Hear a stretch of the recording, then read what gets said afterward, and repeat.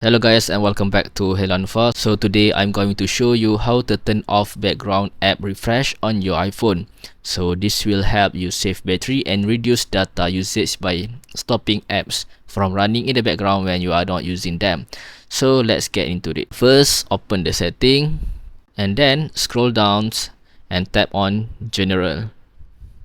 Now scroll down until you see background app refresh. Click here.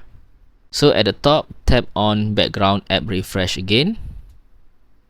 You will see three options: off, Wi-Fi and Wi-Fi mobile data. To completely turn it off, just select off. So if you don't want to turn it off for all apps, you can just scroll down and manually turn it off for specific apps by tapping the switch next to each one.